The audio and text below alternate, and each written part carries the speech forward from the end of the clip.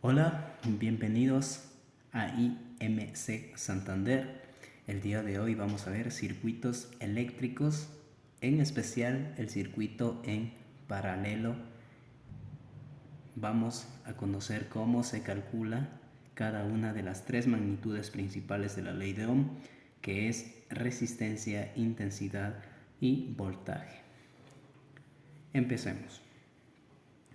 El circuito en paralelo o con receptores o resistencias en paralelo es aquel que tiene conectadas todas las patas de un lado entre sí y todas las del otro entre sí, como acá, ¿sí?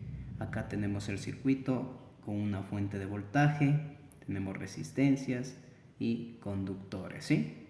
Esta es la forma correcta de conectar en un circuito en paralelo. Las características de un circuito en paralelo lo indiqué en un video anterior. Si no lo has visto, puedes ir y visitar y darle like, comentar, compartir, ¿sí?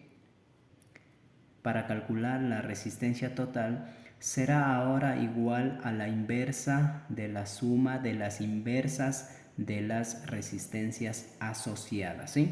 Es decir, resistencia total es igual a 1 sobre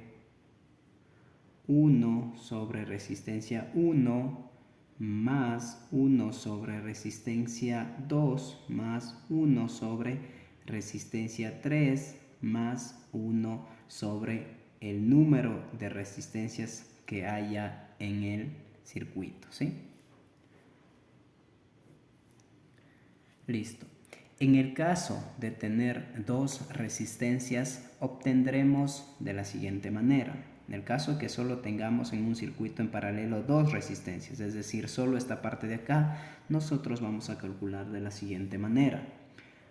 Resistencia total es igual a resistencia 1 por resistencia 2 sobre resistencia 1 más resistencia 2 en caso de tener solo dos resistencias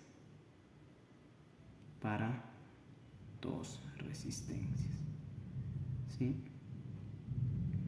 Listo, así encontramos la resistencia total en un circuito en paralelo. La intensidad de corriente total es igual a la suma de todas las intensidades por cada receptor o por cada resistencia. Se puede comparar con una tubería general de la que derivasen otras tuberías secundarias. El agua de la tubería principal se reparte. Es igual aquí. Entonces vamos a ver. Intensidad total es igual a intensidad